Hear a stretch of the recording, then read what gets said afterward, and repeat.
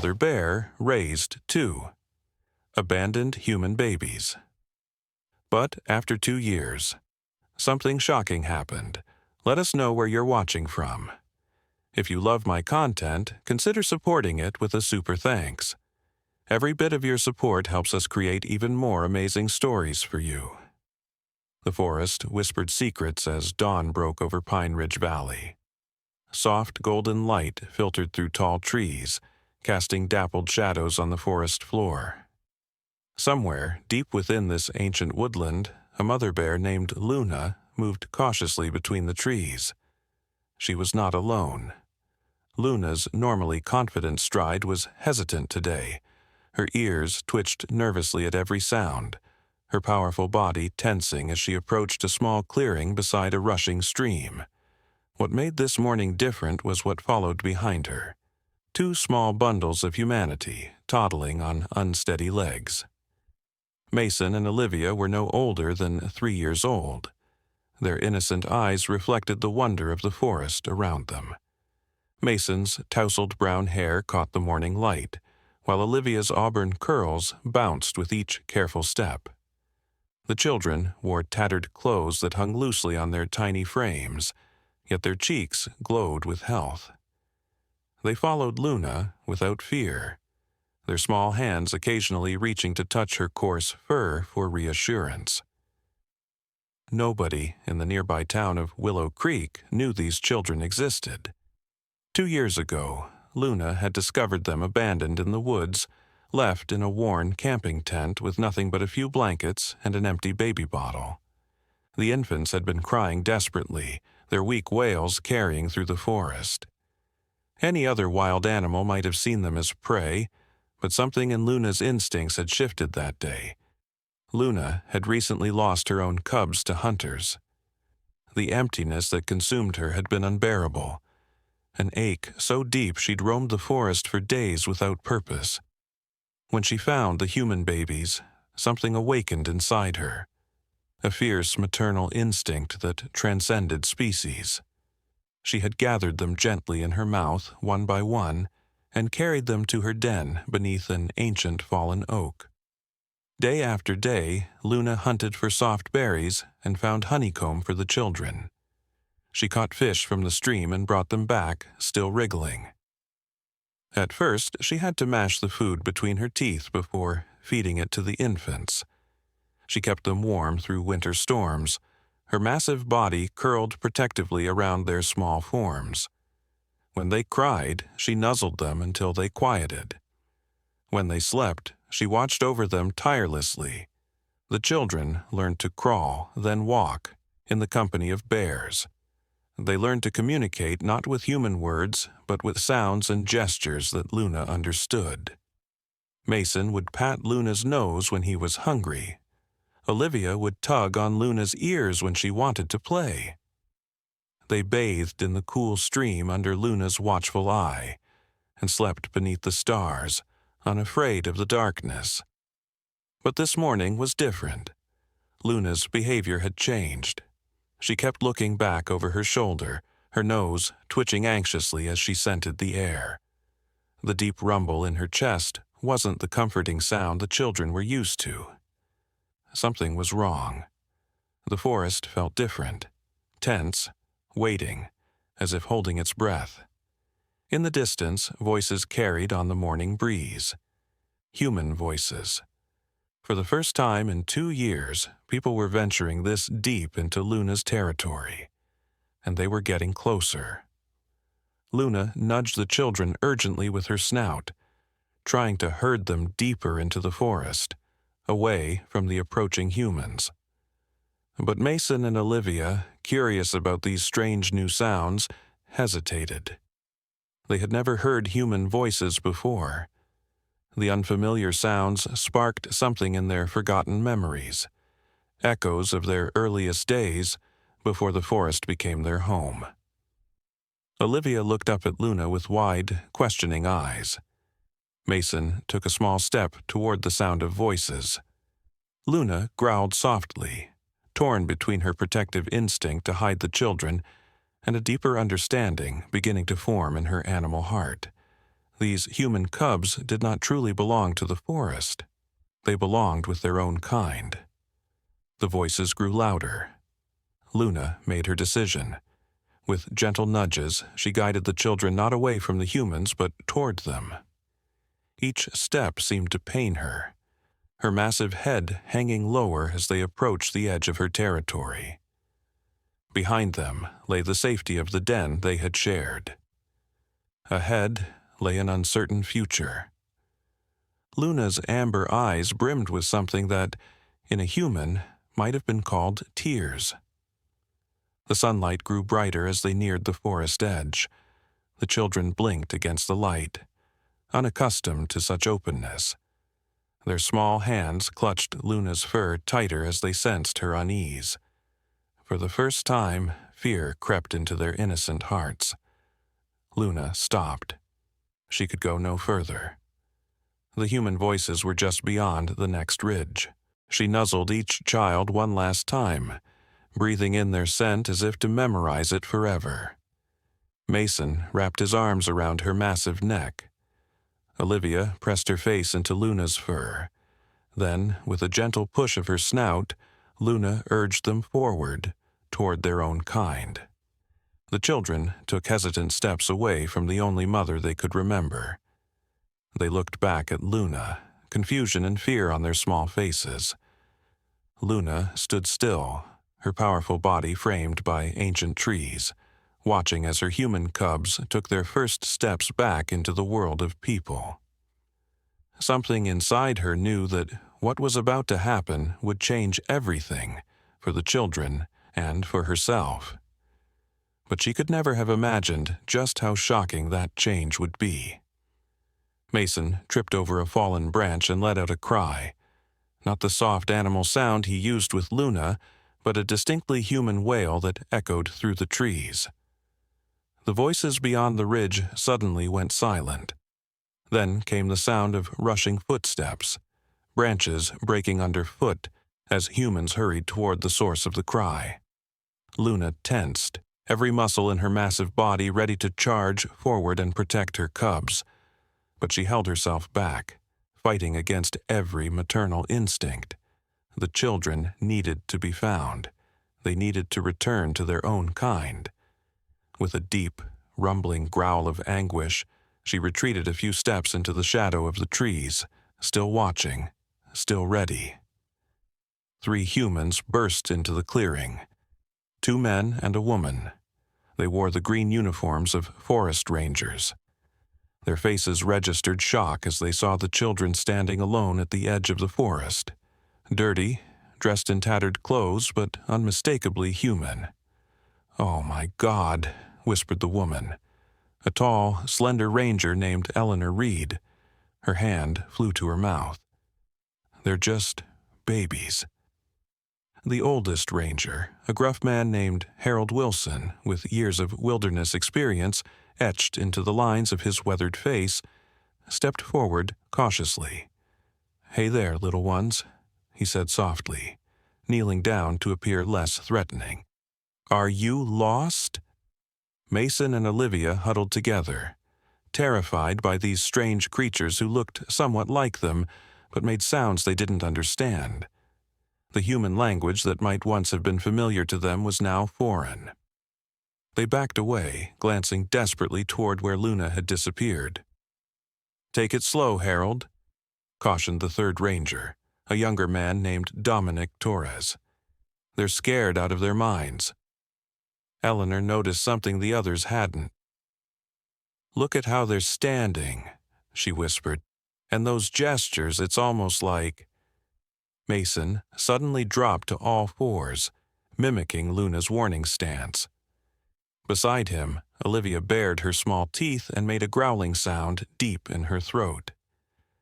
"These kids have gone feral," Harold breathed, amazement and concern mingling in his voice. "But how in the world did they survive out here? They can't be more than 3 years old." As if answering his question, a low, rumbling growl emanated from the trees behind the children. The rangers froze. Luna had emerged partially from her hiding place, her massive head visible, amber eyes fixed on the humans approaching her cubs. "Nobody move," Dominic hissed. "Black bear, female, and she seems protective of the children." Eleanor's trained eye took in the scene with growing astonishment.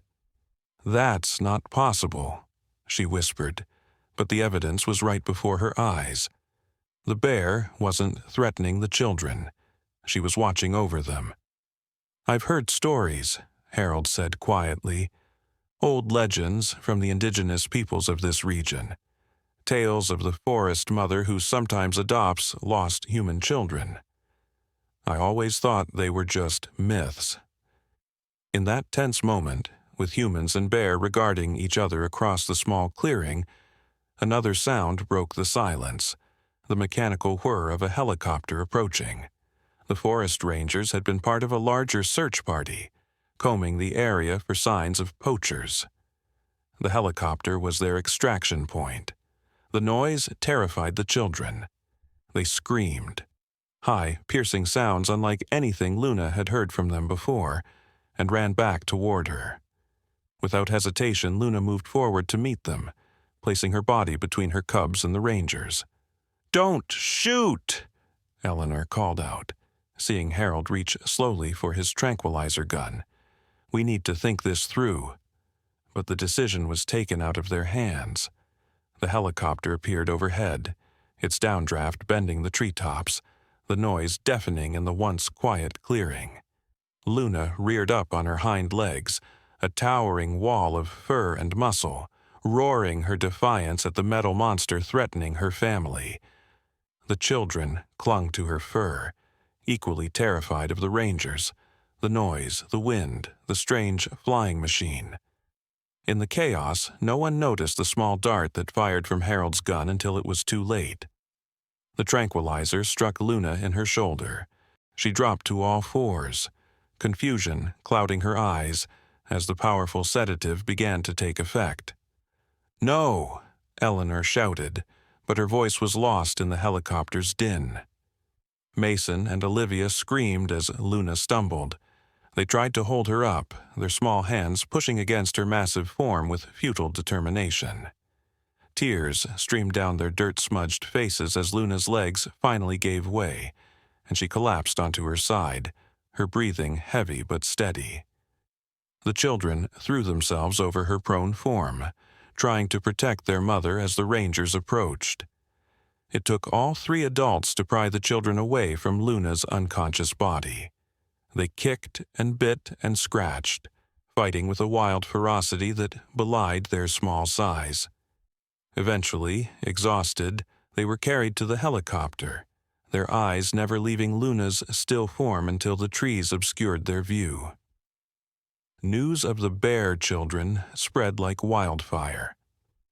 Within hours of their discovery, the small hospital in Willow Creek was surrounded by reporters, curious onlookers, and officials from various government agencies. Mason and Olivia, separated and frightened, were subjected to medical examinations, psychological evaluations, and DNA tests. Dr. Sophia Chen, the pediatrician who first examined them, was astonished by their condition. "Physically, they're remarkably healthy," she told the assembled team of specialists. "Well-nourished, strong muscle development. No signs of serious injury or illness. It's extraordinary." "What about cognitively?" asked Dr. Marcus Jenkins, a child psychologist brought in from the state university. Dr. Chen's expression grew troubled. "That's where things get complicated. They don't respond to human language. They communicate with each other through a series of sounds and gestures, unlike anything I've ever seen. They seem to have developed their own language." The DNA results brought another shock. The children were not siblings as initially assumed. They came from different families entirely. Eventually, their identities were confirmed through missing persons reports. Mason Clark had disappeared during a family camping trip 2 years ago. The search had been called off after 3 weeks. His parents told the forest had claimed him. Olivia Patterson had vanished from her backyard in a small town 30 miles away, just days after Mason went missing. Both families had mourned, held funerals, tried to move on with their shattered lives. Now they were summoned to the hospital, told their children had been found alive, a miracle beyond imagination. But the joyful reunions they anticipated didn't materialize. Mason and Olivia didn't recognize their birth parents. They cowered from these unfamiliar humans who wept and reached for them. They wanted only each other, and, more desperately, the mother bear who had raised them. Luna, meanwhile, had been transported to a wildlife rehabilitation center on the other side of the state. She had awakened in a strange cage, surrounded by human smells, her cubs nowhere to be found. For days, she refused to eat, pacing her enclosure, calling for her lost children with low, mournful sounds that brought tears to the eyes of even the most hardened wildlife workers. Dr. Abigail Winters, the lead wildlife veterinarian, had never seen anything like it. "She's displaying all the signs of maternal distress," she explained to her colleague, Dr. Raymond Patel. "It's as if she's lost her cubs." "But the ranger's report says she was with human children," Raymond replied skeptically. "That's impossible. Bears see human children as prey, not offspring." Abigail shook her head. "I don't know how to explain it, but this bear is mourning, and those children imprinted on her somehow. The wildlife officers who tranquilized her said they were trying to protect her." As word of Luna's condition spread among the staff at the rehabilitation center, a young intern named Tyler Johnson found himself increasingly troubled. He had grown up in Willow Creek and knew the local legends Harold had mentioned, stories of the bear mother who protected lost children. His grandmother had been a member of the indigenous community, who considered bears to be spiritual guardians of the forest. Late one night, after his shift ended, Tyler did something that could have cost him his job and possibly his freedom. He opened Luna's enclosure and led her to his truck. The tranquilizers were long gone from her system, but strangely, she followed him without aggression, as if sensing his intentions. "I know this is crazy," he whispered as he drove through the night with a 400-pound black bear sitting calmly in the bed of his pickup, covered by a tarp. "But those kids need you, and you need them." At the same time, back in Willow Creek, Mason and Olivia's birth families were struggling with a painful reality. Their children, now legally returned to their custody, had become strangers who feared them. Both families had tried everything: familiar toys, photographs, favorite foods from before. Nothing worked. The children slept curled together like cubs, woke screaming from nightmares, refused to wear clothes, and communicated only with each other in their strange, private language. Dr. Jenkins had recommended a controversial approach.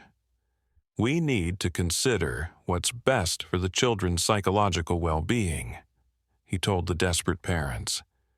"They've bonded with each other and with the bear that raised them. Breaking those bonds suddenly could cause irreparable trauma." That night, under the cover of darkness and against the objections of several government agencies, a small group gathered at a remote cabin owned by Eleanor Reed's family. Present were the two sets of parents, Dr. Jenkins, Eleanor, and Tyler, who arrived last with his unusual passenger. When Luna emerged from the truck, the adults gasped and stepped back instinctively, but Luna paid them no attention. Her nose was in the air, catching a familiar scent. From inside the cabin came suddenly alert voices, small, inhuman sounds of recognition and desperate hope. The cabin door burst open, and Mason and Olivia tumbled out. They stopped, frozen for a moment of disbelief, then ran with wild abandon toward Luna. The bear dropped to her belly, making soft chuffing sounds as the children buried themselves in her fur, their tears soaking into her thick coat as they clung to her with desperate joy. No one who witnessed that reunion could deny the bond that existed between the unlikely family.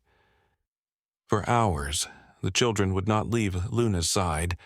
They slept curled against her, secure for the first time since their separation.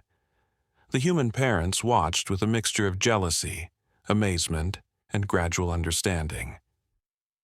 "What do we do now?" whispered Olivia's mother, Catherine Patterson, her voice breaking. "How do we compete with this?" Eleanor, who had been quietly observing, spoke up. "Maybe you don't have to compete. Maybe there's another way." And so began the most unusual custody arrangement in history.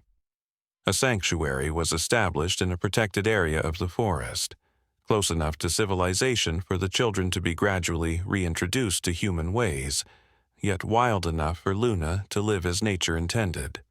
The families built small cabins nearby and took turns staying there, slowly, patiently building relationships with their children. Dr. Jenkins oversaw what he called interspecies family therapy, documenting every step of this unprecedented case. Luna was given protected status, exempt from hunting regulations, monitored by wildlife experts who were as fascinated by her behavior as they were by the children's. Weeks turned into months. Slowly, remarkably, the children began to bridge their two worlds. They learned human language again, starting with simple words.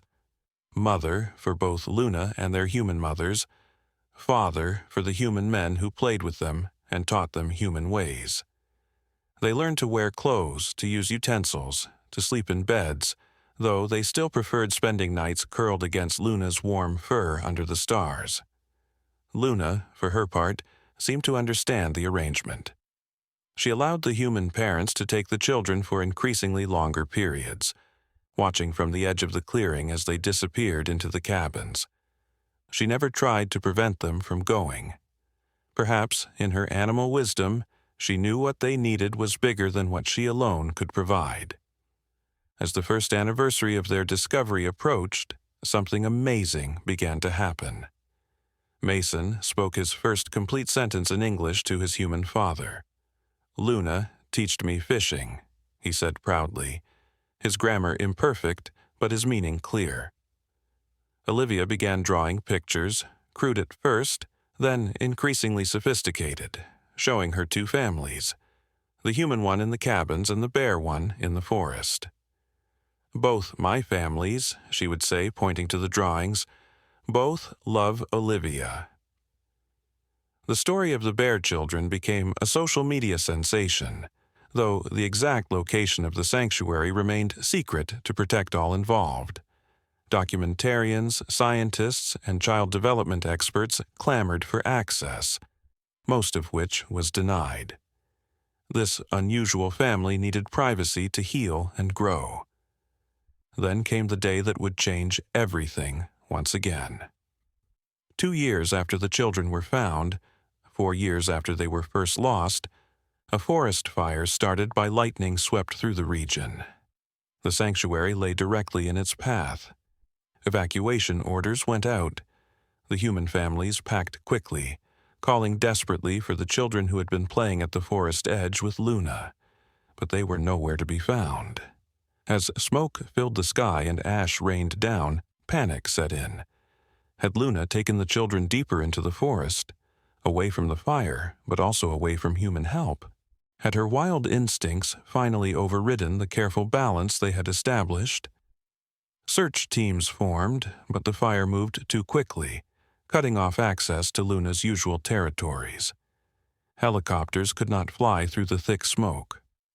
Night fell, bringing no relief from the advancing flames. The families huddled in the evacuation center, sick with worry. This time, they feared, the forest really would claim their children forever. But as dawn broke and the fire finally began to yield to the firefighters' efforts, a strange procession emerged from a part of the forest that had been spared the worst of the blaze.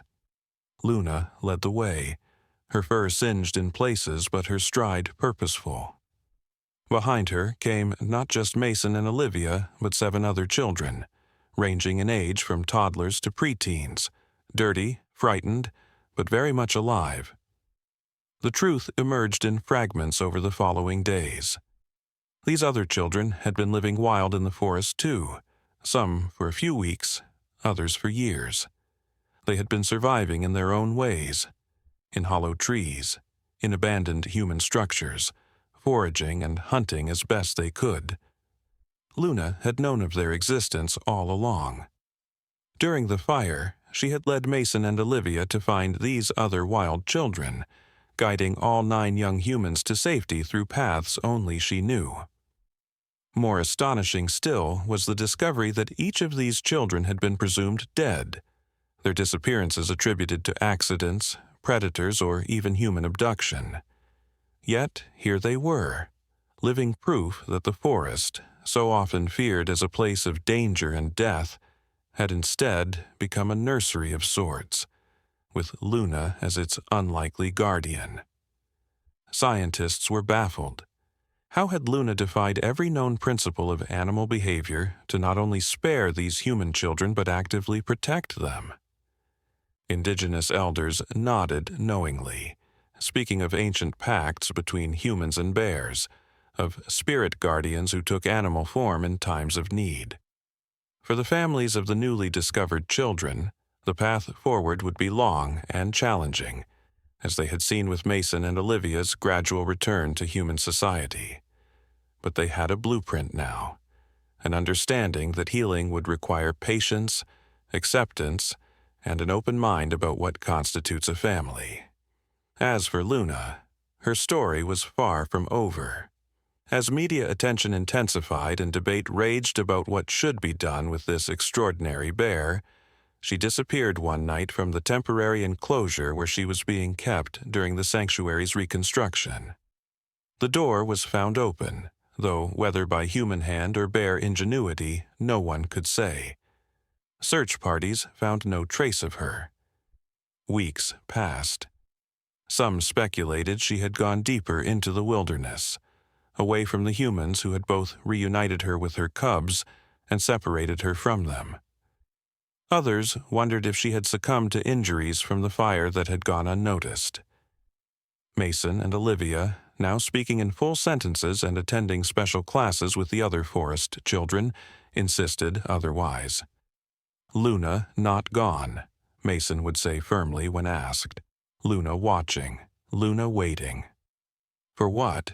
The adults would ask. Olivia would smile, a smile that seemed too old and wise for her young face. For more lost babies. Forest Mother always finds lost babies.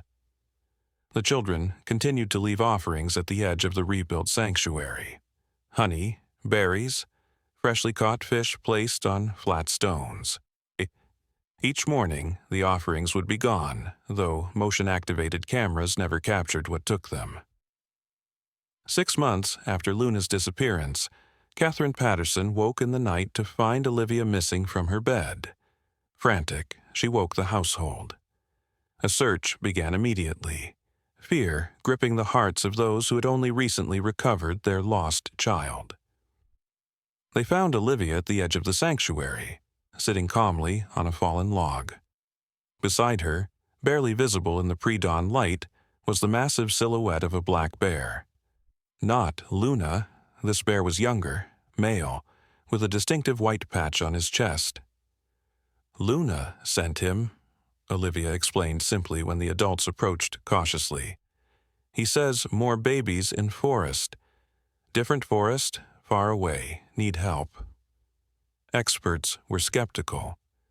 How could a child communicate with a bear? How could bears communicate complex ideas to each other across vast distances? Yet, when they followed the new bear's trail, respecting the odd trust that existed between him and Olivia, they found evidence that shook their scientific certainty. 30 miles away, in a different part of the national forest, were footprints. Small, human footprints alongside large, 5-toed bear tracks. And blurry images on a hunter's trail camera showed what appeared to be another bear, this one with 2 small figures riding on its back. The legend of Luna had spread among her own kind, it seemed. Somehow, impossibly, she had communicated her unusual calling to other bears. The forest mothers were multiplying. As for Mason and Olivia, they continued to bridge their two worlds, human and wild, civilization and nature. They retained some of their unusual abilities, extreme empathy with animals, an uncanny sense of direction in the forest, heightened senses of smell and hearing. They spoke of Luna often, not with sadness but with gratitude and love. "She saved us twice," Mason told a careful interviewer on his 10th birthday, his once wild eyes now thoughtful and articulate. "First, when she found us alone, and then when she gave us back to our human families when we needed them." "Do you miss her?" the interviewer asked. Mason considered this, looking out the window toward the forest that had been his first true home. "You don't miss what never leaves you," he said finally. "Luna is always here." He touched his chest. And out there, helping other children find their way home, whatever home means for them. In scientific journals, the Luna phenomenon became a subject of intense study. Evidence, some claimed, of interspecies altruism that defied evolutionary theory. In spiritual circles, it was seen as proof of nature's deeper consciousness.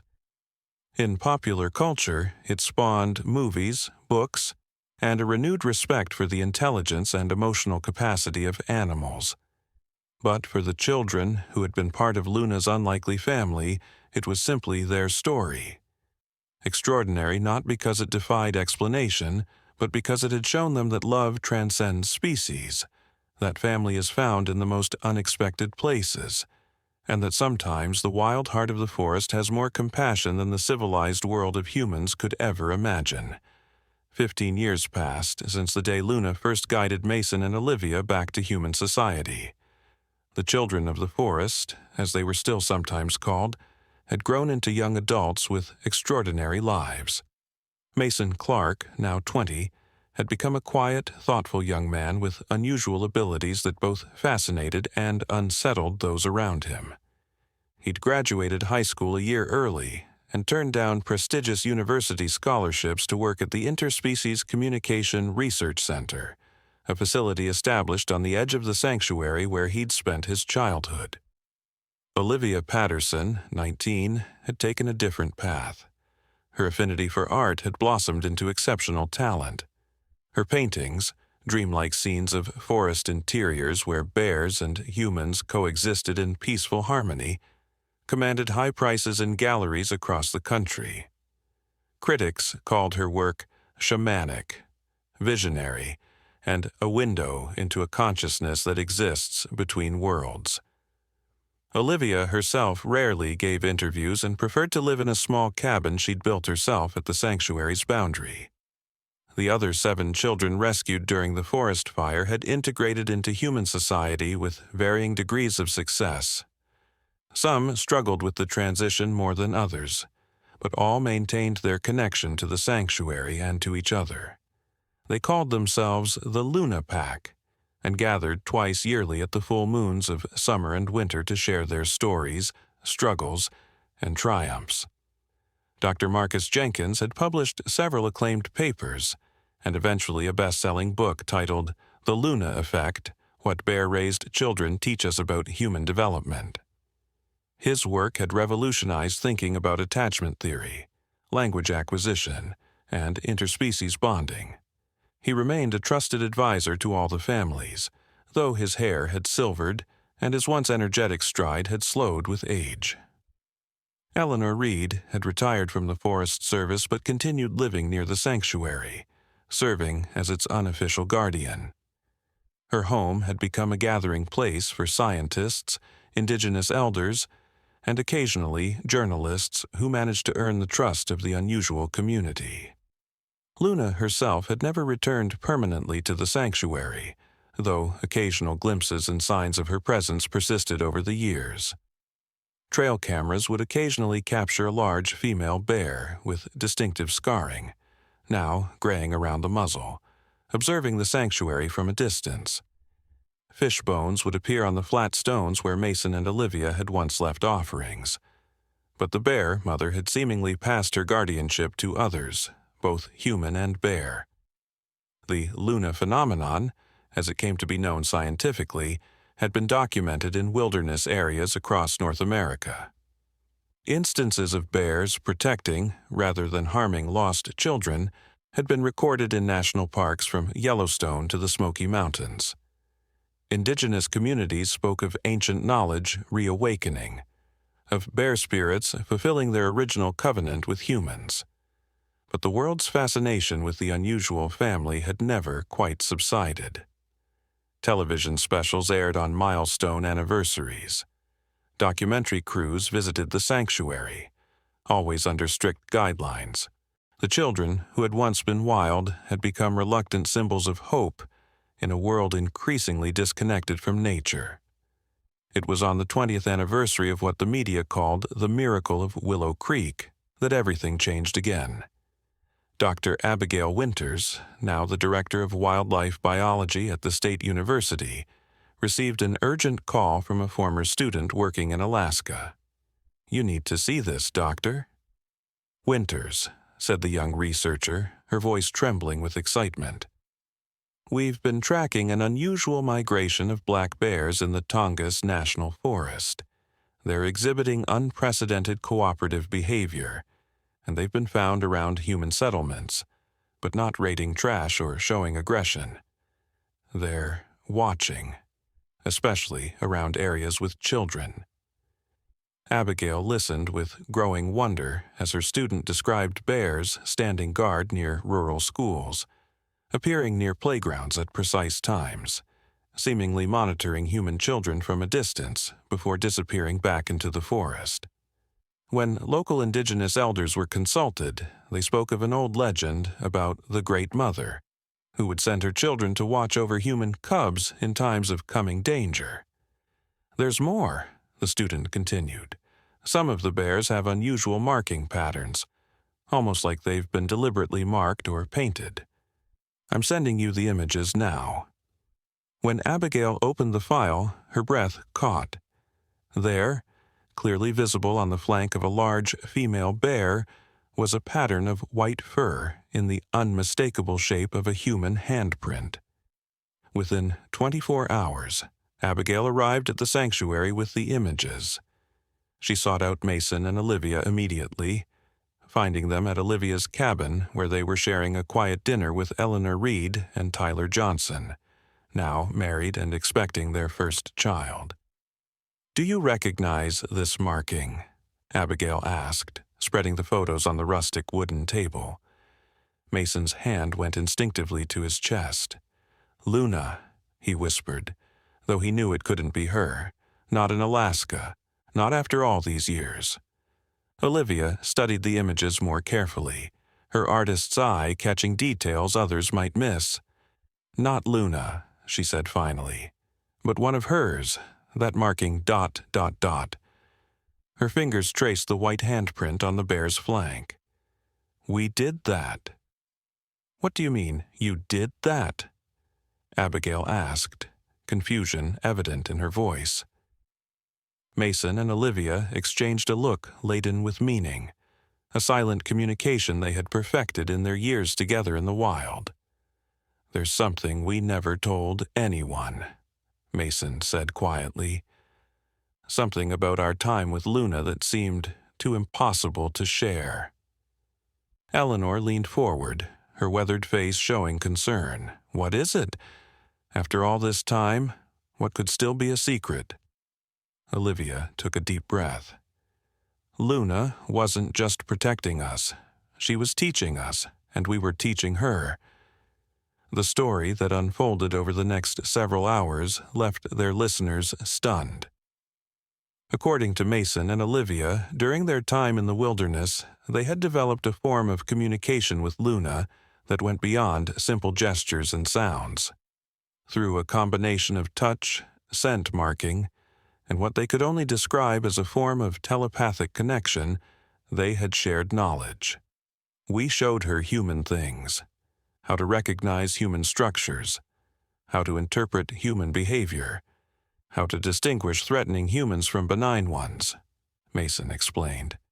And she taught us bear things, how to read the forest, how to sense changes in weather, how to find food and water in seemingly barren places. But most importantly, Olivia continued, we taught each other about family, about protecting cubs, any cubs, at all costs. The white handprint, they explained, had been part of a ceremony of sorts. In their child minds, they had created a ritual of belonging. Using clay mixed with white minerals from a stream bed, they had marked Luna with their handprints to show she was their bear. Over time, the white clay had worn off, but on a few spots where the clay had been mixed with pine sap, the bear's black fur had grown in white. We marked 2 other bears this way, Mason said, young ones that Luna brought to us in our last year together. We thought we were playing. We didn't realize. Didn't realize what? Tyler asked, his hand protectively covering his wife's rounded belly. We didn't realize we were creating a sign, Olivia replied.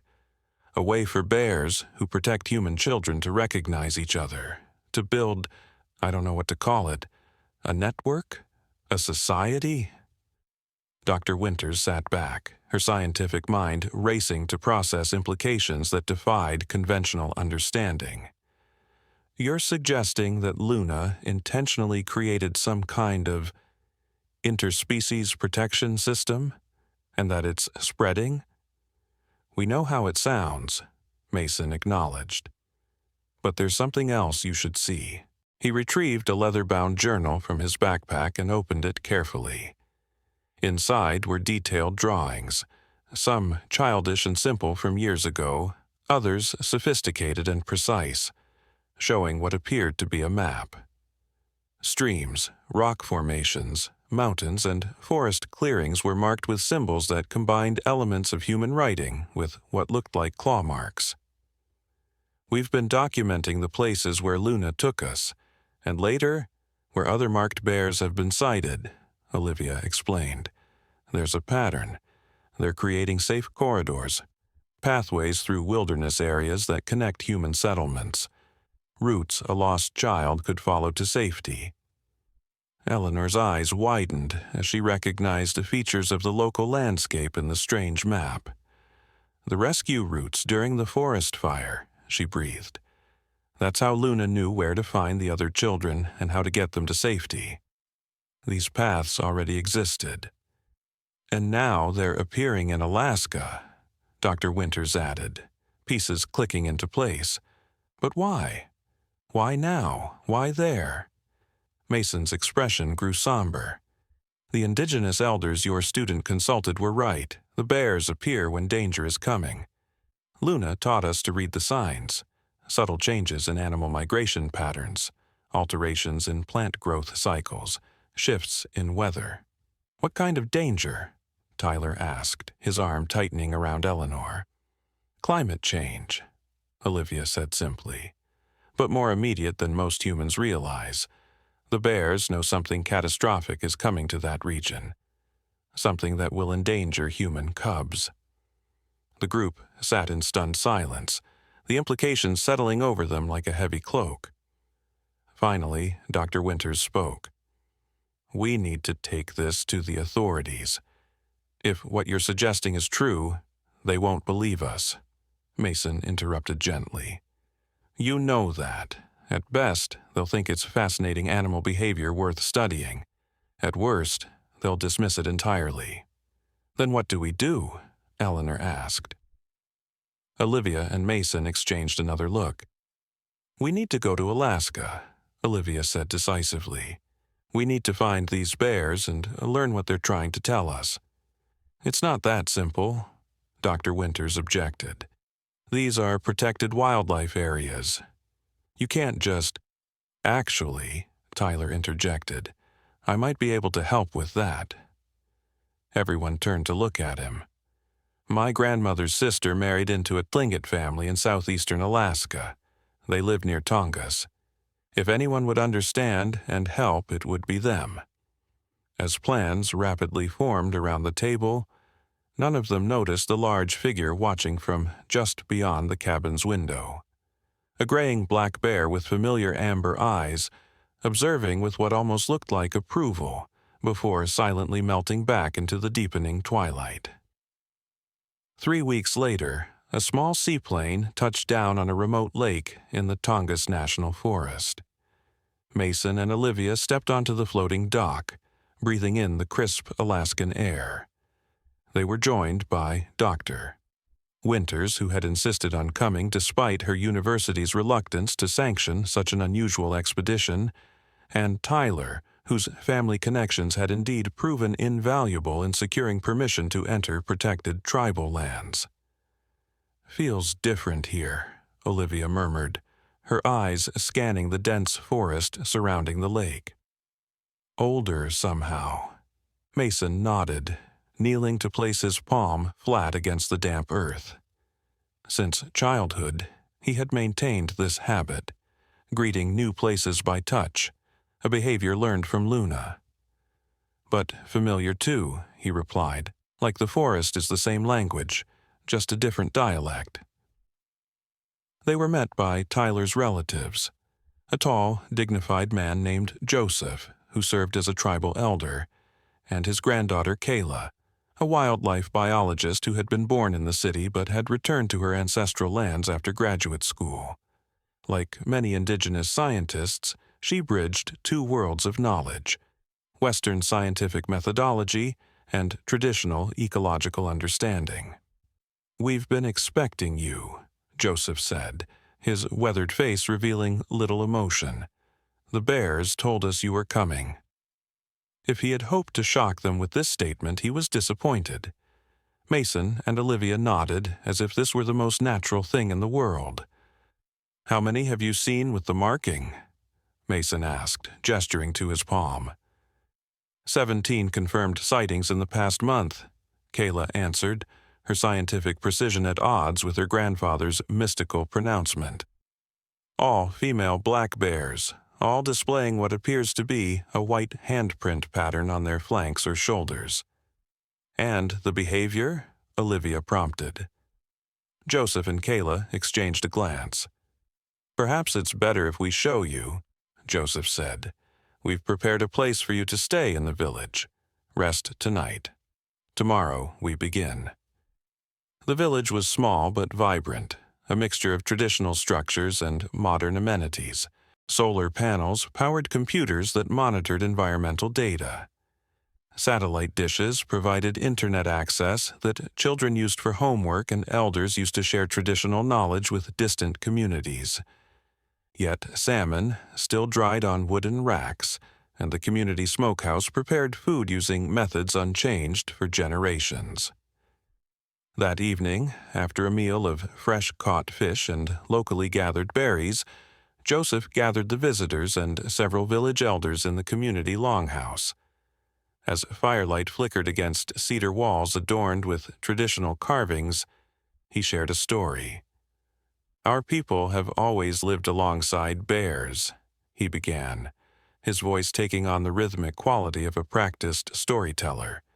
"In our oldest stories, bears were once people who chose to wear fur coats and walk on 4 legs. They are our relatives who remember what many humans have forgotten: how to live in balance with the earth." He spoke of ancient pacts between humans and bears, of shared territories and mutual respect. Then his tone shifted, growing more somber. 10 generations ago, a great sickness came to our people. Many died. Those who survived were too few and too weak to care for all the children. Our stories tell that in this desperate time, mother bears came from the forest and took some of these children to raise as their own. Olivia and Mason exchanged startled glances. This story from thousands of miles away mirrored their own experience with uncanny accuracy.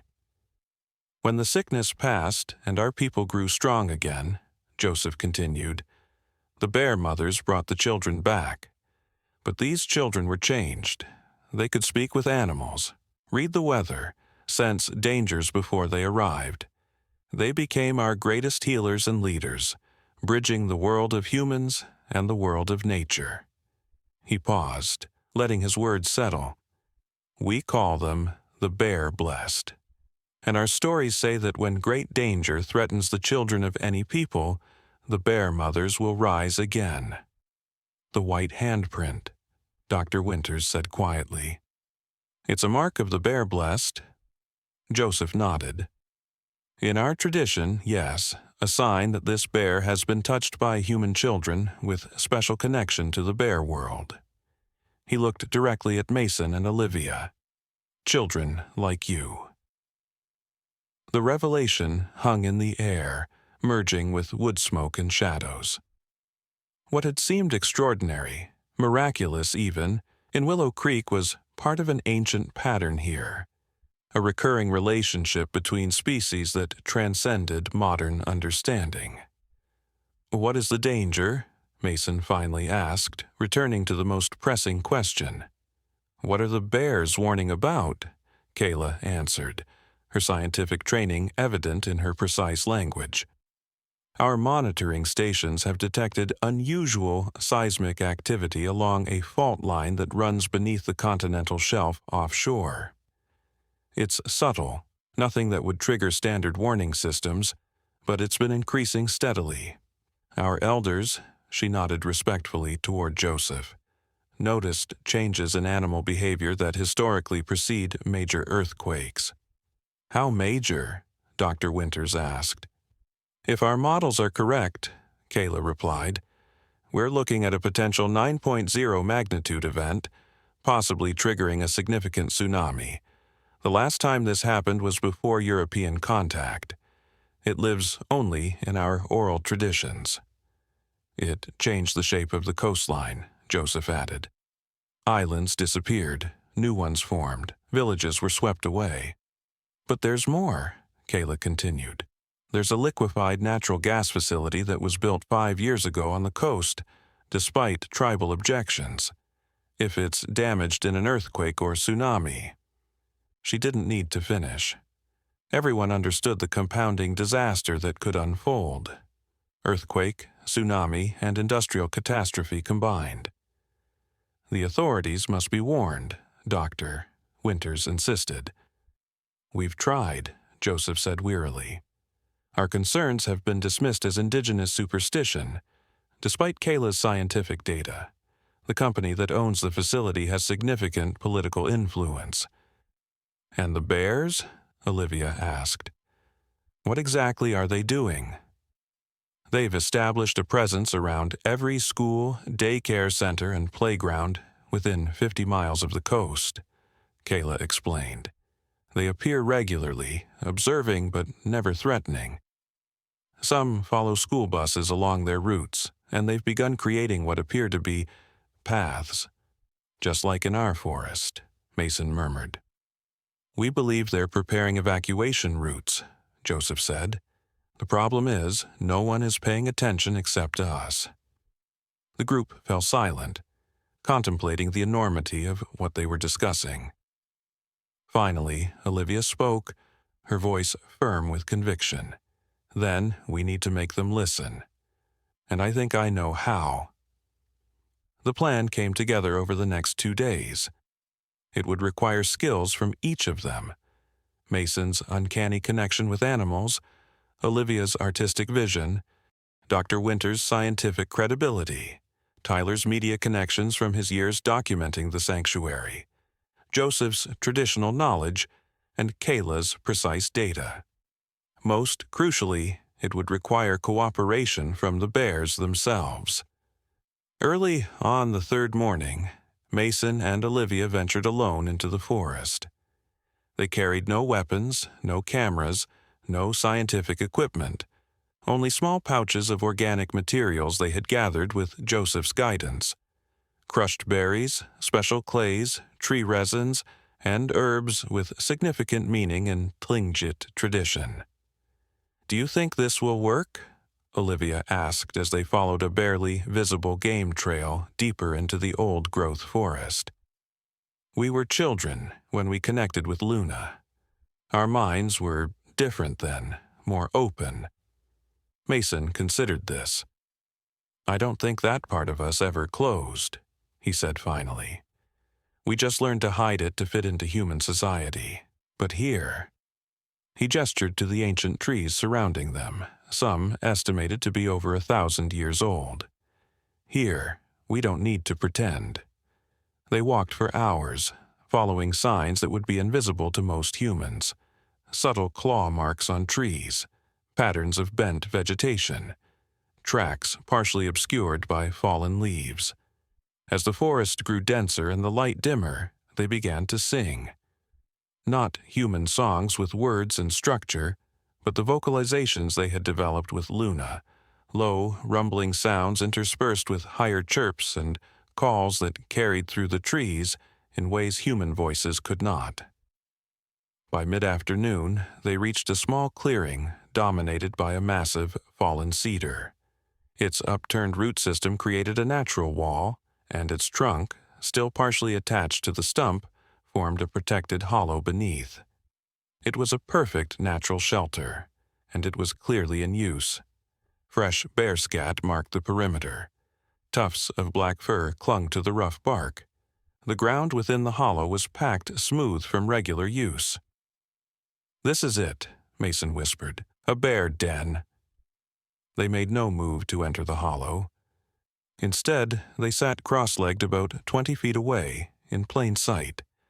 From their pouches, they removed the materials they had gathered and began to prepare them according to Joseph's instructions, mixing the clays with resins to create a paste, crushing berries to extract their juice, arranging herbs in specific patterns on the ground before them. Then they waited.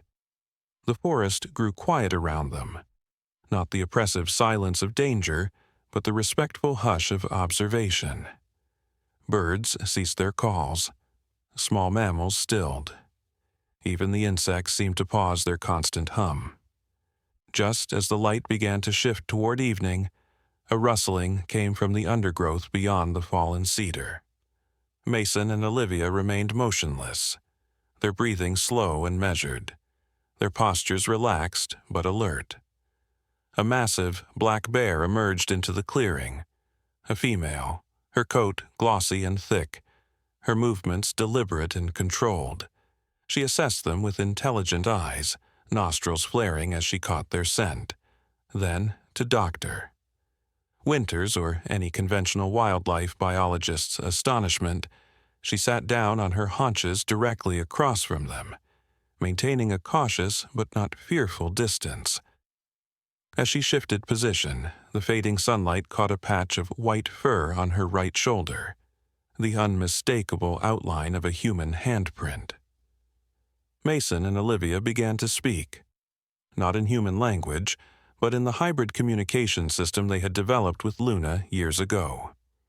They used bear vocalizations, body language, and gestures, supplemented with tactile elements as they shaped the clay mixture in specific ways, creating symbols that combined human and ursine understanding. The bear watched intently, occasionally responding with her own vocalizations, chuffs, moans, and low rumbles that vibrated the very air around them. Gradually, other bears joined her. 2 yearlings that were clearly her cubs, and 3 more adult females, each bearing the white handprint marking in different locations. What transpired over the next few hours defied conventional scientific explanation. Mason and Olivia engaged in what could only be described as conversation with the bears, conveying their understanding of the coming danger and their desire to help.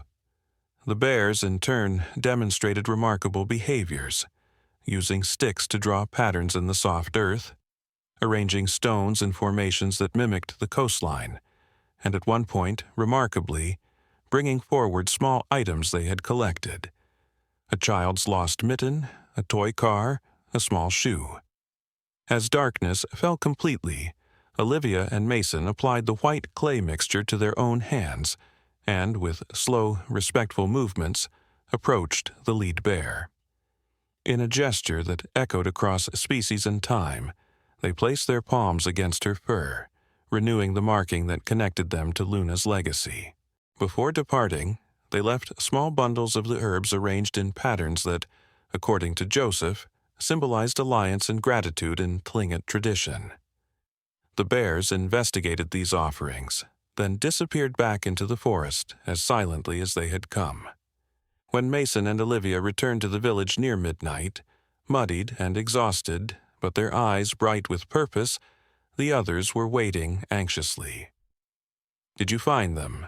Did they respond?" Dr. Winters asked immediately. Mason nodded, too tired for lengthy explanations. "They understand. They'll help, but we need to move quickly. The signs are accelerating." Over the next week, an extraordinary collaboration took form. Using the information gleaned from the bears combined with Kayla's scientific data, they created a compelling case for immediate action. Dr. Winters leveraged her academic reputation to secure a hearing with regional emergency management officials. Tyler, with his years of media experience documenting the sanctuary, produced a short but powerful video combining indigenous knowledge, scientific data, and carefully selected footage of the bears' unusual behavior. Most dramatically, Olivia created a series of large-format paintings that mapped the bears' evacuation routes with stunning precision, overlaid with Kayla's seismic data visualizations. These weren't merely art. They were detailed evacuation plans that incorporated both modern roads and ancient pathways through the forest that only the bears and the tribal elders knew existed. Initially, officials were skeptical. The idea that bears were creating evacuation routes in anticipation of a natural disaster strained credibility. But the combined weight of Dr. Winters' scientific standing, the tribe's historical knowledge, and the undeniable visual evidence of the bears' behavior gradually began to sway opinions. The turning point came when a minor tremor, magnitude 4.2, shook the region, exactly along the fault line Kayla had identified. Instruments recorded significant stress redistribution, suggesting this was a potential foreshock to a larger event. Emergency management protocols were activated. Evacuation plans, incorporating the routes identified by the bears and mapped by Olivia, were distributed to communities along the coast. The controversial natural gas facility was temporarily shut down for safety inspections, despite the operating company's objections. Then they waited, the entire region holding its breath. 17 days after Mason and Olivia's encounter with the bears, at 3:24 a.m. local time, the Earth moved. The main shock registered 8.7 on the Richter scale, slightly less than predicted but still catastrophic. Buildings swayed and cracked. Roads buckled. Power failed across the region. As the ground continued to tremble with aftershocks, the ocean pulled back from the shore, a terrifying precursor to the tsunami that would follow. Emergency sirens wailed, and evacuation orders were broadcast through emergency channels. Families grabbed go bags prepared according to the distributed plans and headed for higher ground. School buses, pre-positioned according to the emergency protocol, began collecting children from designated meeting points, following routes marked on Olivia's maps.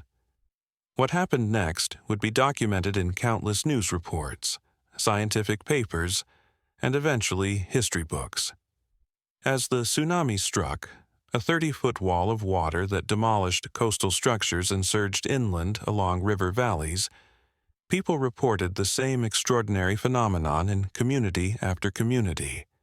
Bears appeared, guiding evacuees along safe routes when roads became impassable. They herded lost children back to evacuation groups.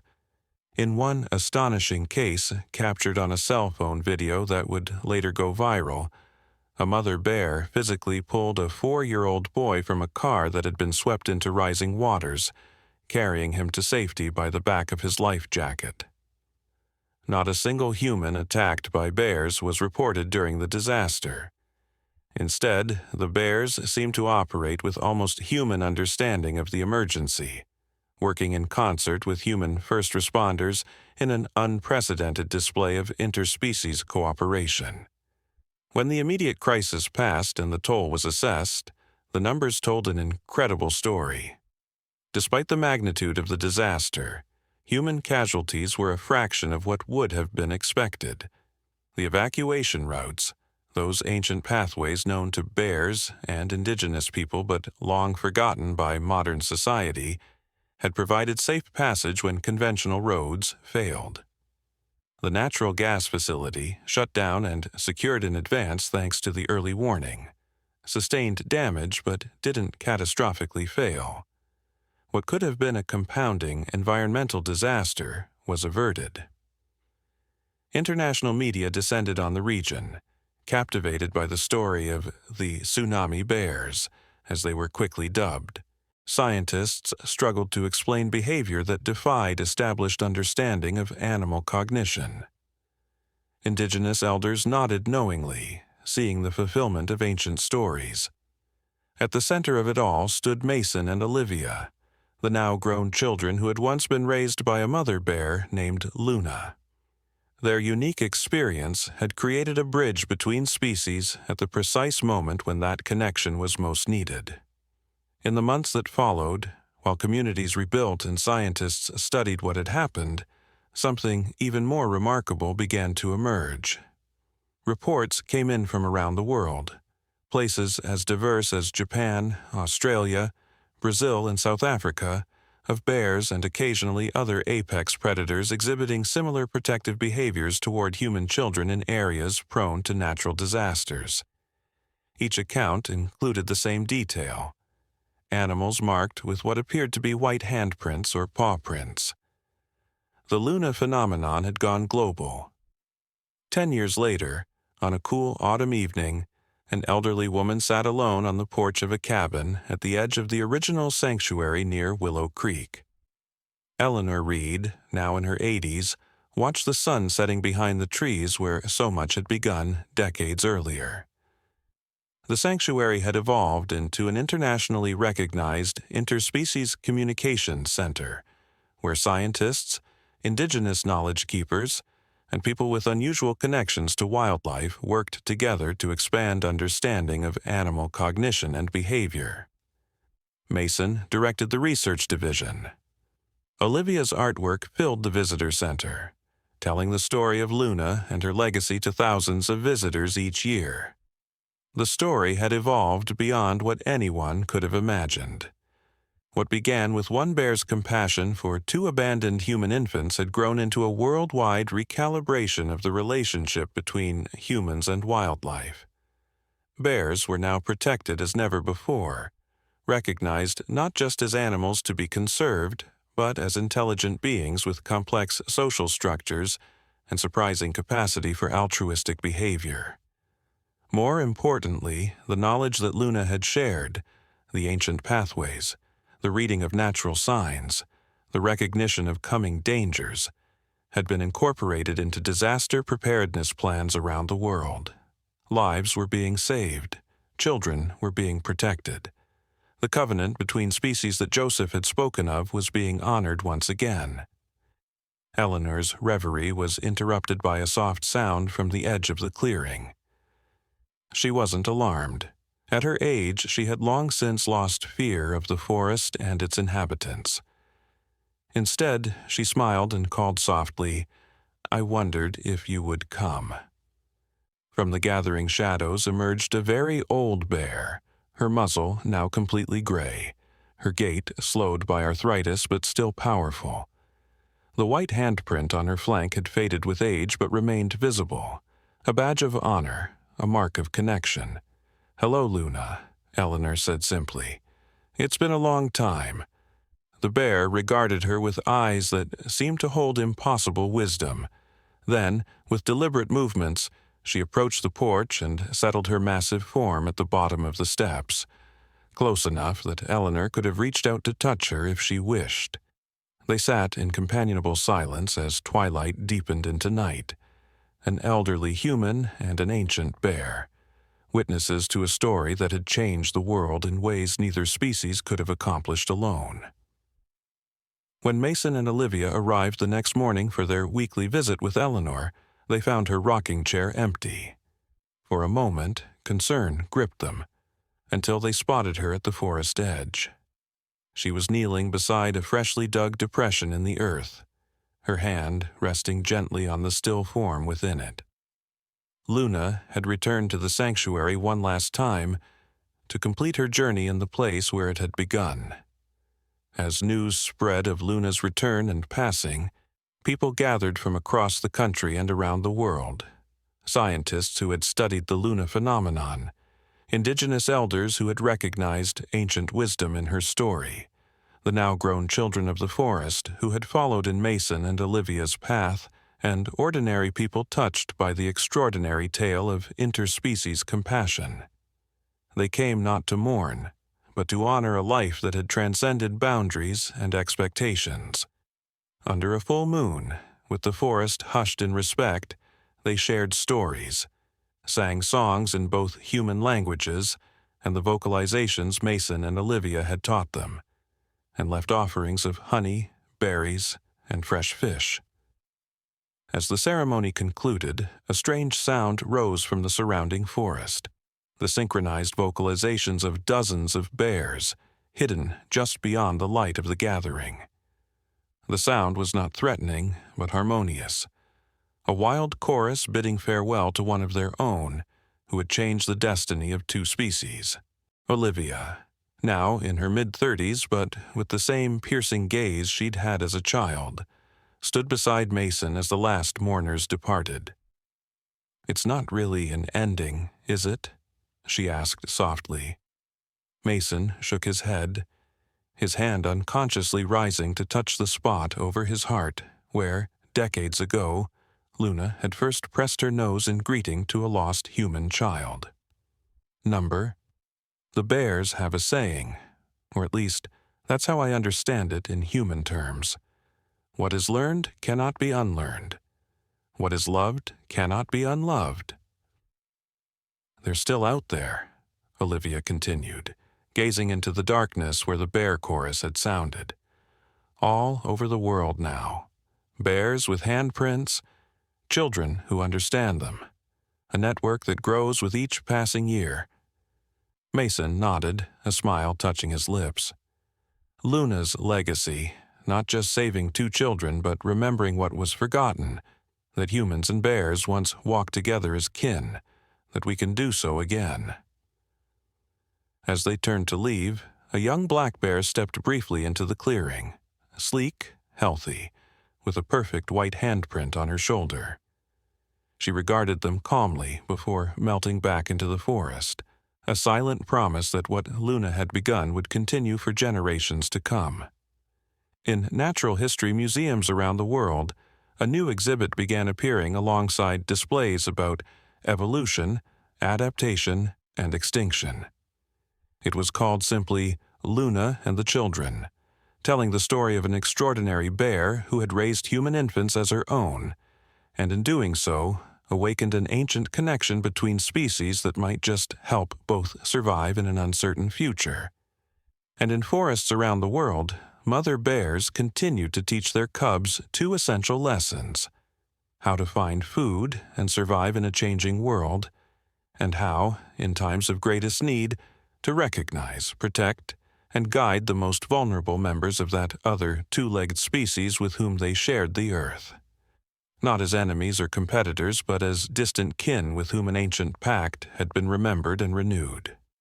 In the end, the most remarkable legacy of the Luna phenomenon wasn't scientific advancement or even lives saved in natural disasters. It was the simple, powerful reminder that compassion can transcend species, that family can be found in the most unexpected forms, and that sometimes the deepest wisdom comes not from human civilization, but from the wild heart of a mother bear who chose to love children not her own. "The wilderness once frightened us," Mason had written in the foreword to Dr. Jenkins' final book on the subject. "We built walls to keep it out, forgetting that we came from it. Luna reminded us that the line between human and wild is thinner than we imagine, and that on either side of that line, a mother's love for her children remains the most powerful force in nature. Epilogue. The Awakening. 25 years after Luna's passing, the world had changed in ways both profound and subtle. Climate shifts had accelerated, altering habitats and forcing both humans and wildlife to adapt. Technology had advanced, with artificial intelligence now embedded in nearly every aspect of human life. And yet, something older and deeper than modern civilization was stirring across the planet, a reconnection between species that had begun with one bear and two children. At the International Interspecies Communication Center, formerly known as the Luna Sanctuary, 65-year-old Mason Clark sat in his office reviewing data from monitoring stations around the world. The walls were covered with Olivia's paintings. Her artistic vision had only grown more powerful with age, capturing the essence of the bear-human connection in ways that transcended language. A soft knock at the door interrupted his concentration. "Come in," he called, his voice still strong despite his years.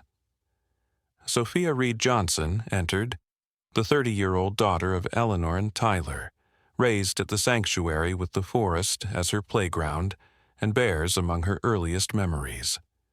Her dark hair was pulled back in a practical braid, and her eyes, green like her mother's, held the same blend of practicality and wonder that had characterized Eleanor. "The new data from Siberia just came in," she said without preamble, placing a tablet on Mason's desk. "It's unprecedented." Mason studied the information, his expression growing increasingly astonished. "This can't be right," he murmured. "The markers indicate over 300 bears showing the handprint pattern, all converging on this single region." "It's accurate," Sophia confirmed. "Our satellite thermal imaging confirms massive bear movement. Local observers report the same. And it's not just black bears, there are brown bears and even polar bears among them, all with variations of the marking." Mason leaned back in his chair, trying to process the implications. Luna's legacy had spread far beyond what anyone could have imagined. The white handprint marking, once unique to her and a few bears she had directly influenced, now appeared on bears across continents. But they had never seen anything like this mass migration. What's in that region that would draw them? He wondered aloud. "Nothing obvious," Sophia replied. "It's a remote area, minimal human habitation, no known natural resources that would attract commercial development. The nearest town is a small, indigenous Siberian community with a population of less than 500. Mason's eyes closed briefly as he accessed memories from decades ago, the strange, nonverbal communication he and Olivia had shared with Luna, the way understanding had flowed between species in ways that defied conventional explanation. "We need to go there," he said finally, opening his eyes with new resolve. "Contact our Russian colleagues and find Olivia. She'll want to be part of this." Olivia Patterson-Najoni, now married to Kayla's brother from the Alaskan community, was no longer the shy, forest-raised child who communicated better with bears than humans. At 64, she had become a formidable presence on the global stage, leveraging her unique background and artistic talent to advocate for wildlife protection and indigenous rights.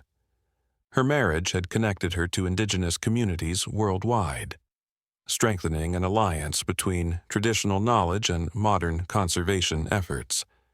When Mason's message reached her at an environmental conference in Geneva, she did not hesitate. Within 48 hours, they were on a private jet heading toward the Russian Far East, accompanied by Sophia and a small team of specialists, including Dr. Thomas Jenkins, the son of Dr. Marcus Jenkins who had followed in his father's footsteps. "I've been having dreams," Olivia confided to Mason as their plane crossed over the Arctic Circle. For months now. Always the same, bears walking, thousands of them, all moving toward a single point. And something waiting there, something ancient. Mason nodded, unsurprised. Though their unusual childhood had affected them differently, they had both retained certain sensitivities that science could not fully explain. Olivia's intuitions, in particular, had proven remarkably accurate over the years. "I've felt it too," he admitted, "not in dreams, but in the data patterns. Something's happening, Olivia. Something bigger than the Alaska incident."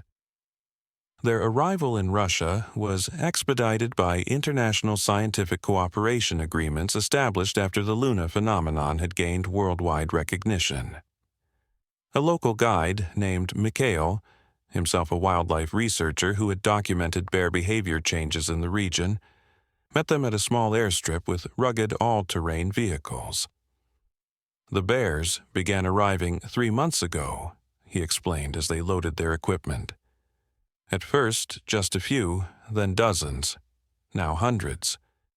The local Evenki people say it has never happened before in their history." "Have there been any conflicts with humans?" Thomas asked, the psychologist in him immediately concerned about safety. Mikhail shook his head. "That's the strangest part. They avoid human settlements entirely. They're moving past villages without showing any interest in food sources or territory. They're heading somewhere specific." The journey to the convergence point took 2 days of difficult travel across tundra and through sparse forests. As they drew closer, they began to encounter bears, solitary at first, then in small groups, all moving in the same direction. Each bore the distinctive white marking somewhere on their fur, a visual confirmation of their connection to Luna's legacy. More remarkable still was the bears' reaction to their vehicles. Rather than fleeing or showing aggression, the animals simply observed their passing with what could only be described as knowing recognition. "They understand why we're here," Olivia murmured, her artist's eye capturing details others might miss. "Look at their posture. They're not surprised or threatened. They expected us." By the second afternoon, the landscape changed dramatically. They crested a ridge and found themselves looking down into a vast circular valley, unlike anything they had seen in the satellite imagery. At its center stood what appeared to be ruins, ancient stone structures partially reclaimed by nature, but still recognizable as human-made. And surrounding these ruins, filling the valley floor in concentric circles, were bears. Hundreds of them sitting in eerie stillness, all facing the central structure. "My God," breathed Thomas, reaching instinctively for his camera. "There must be 1,000 bears down there." Mason felt a strange buzzing sensation at the base of his skull, a feeling he hadn't experienced since childhood, when Luna would communicate something of particular importance. Beside him, Olivia gasped, her hand flying to her temple. "You feel it too?" he asked quietly. She nodded. "It's like a calling, a summoning." Mikhail was consulting with local Evenki guides who had accompanied them, his expression growing increasingly astonished. "They say this place is not on any map," he translated. "In their traditions it is called the Awakening Place, a site where humans and bears once made sacred agreements at the beginning of time." "The beginning of time," Thomas repeated skeptically. "That's how they describe it," Mikhail confirmed. "They say it appears only when needed, when the agreement between bears and humans must be renewed." Scientific skepticism warred with the undeniable evidence before them. Whatever this place was, it was real, and it had drawn bears from across continents to congregate in a way never before documented. "We need to go down there," Mason said, his voice steady despite the adrenaline coursing through him. "Into 1,000 bears?" Thomas objected. Mason, with all due respect to your unique background, that's suicide. Not for us, Olivia said quietly, standing shoulder to shoulder with her childhood companion. They're waiting for us, for the bear children. The descent into the valley was both terrifying and strangely peaceful. As Mason and Olivia walked ahead of the group, bears shifted to create a path for them, massive bodies moving with deliberate care to allow the humans passage. The silence was absolute except for the sound of breathing, human and ursine mingling in the cold air. At the center of the valley, the ruins resolved into a circular structure reminiscent of Stonehenge but smaller, with carvings visible on the weathered stones. And in the very center stood something that made Mason stop in his tracks, a massive stone bearing the clear imprint of a human hand. "It's the original," Olivia whispered, understanding flowing between them as it had in childhood. The first handprint, the beginning of the covenant. As they approached the central stone, a ripple of movement passed through the assembled bears. From the innermost circle, a massive polar bear rose to its full height, larger than any bear either of them had ever seen, its white fur making it appear almost ghostly in the fading Arctic light. On its chest was a handprint in black, a reverse image of the white marks they had seen on the other bears. The polar bear approached slowly, with a deliberate dignity. Mason and Olivia stood their ground, feeling no fear despite the animal's enormous size and power. When it stopped before them, it lowered its massive head in what could only be interpreted as a bow. "They're not just gathering," Mason said suddenly, understanding dawning. "They're choosing, selecting representatives." "For what?" Thomas called from where the rest of the team had halted at a cautious distance. Before either could answer, the ground beneath them trembled slightly. At first, they thought it might be an earthquake, but the vibration was too regular, too rhythmic. It felt almost like a heartbeat coming from deep within the earth. The polar bear raised its head and made a sound unlike any bear vocalization they had documented, a deep, complex call that seemed to resonate with the Earth's vibration itself. In response, specific bears from each circle moved forward. One black bear, one brown bear, one sun bear from Southeast Asia, and others representing every bear species on Earth. "It's a council," Olivia realized, a gathering of representatives from all bear kinds. The chosen bears arranged themselves in a smaller circle around the central stone. The polar bear looked at Mason and Olivia expectantly. Understanding instinctively what was required, they stepped forward and placed their hands on the ancient handprint stone. The moment their skin made contact, the world around them seemed to shift and blur. What happened next would later prove impossible to describe accurately to those who hadn't experienced it firsthand. Mason and Olivia reported a series of vivid impressions, ancient memories not their own, flowing into their consciousness. They saw humans and bears coexisting in prehistoric times, sharing territories and resources without conflict. They witnessed early humans learning survival skills from bears, and bears benefiting from human fire and tools. Most significantly, they experienced a moment of crisis in that ancient past, a catastrophic climate shift that threatened both species. And they felt the formation of a pact, a mutual agreement. Bears would watch over human children lost in the wilderness, and humans would protect bear territories and cubs from harm. The vision, if that's what it was, lasted only moments for those observing, though Mason and Olivia would later describe it as spanning what felt like centuries. When they removed their hands from the stone, they were visibly changed, their eyes holding a new depth of understanding, their postures straighter despite their ages. "It was never just Luna," Mason said, his voice filled with wonder. "She was part of something that has existed for thousands of years, a covenant between bears and humans that began here, at this place." But it was forgotten, Olivia continued. The two of them still connected in that special way they had shared since childhood. As humans built cities and separated themselves from nature, the covenant was forgotten, except by the bears. And now? Thomas asked, his scientific skepticism warring with the undeniable power of what he was witnessing. Now it needs to be renewed, Mason answered, because something is coming, something that threatens both our species. Over the next 3 days, Mason and Olivia participated in what they could only describe as negotiations with the Bear Council.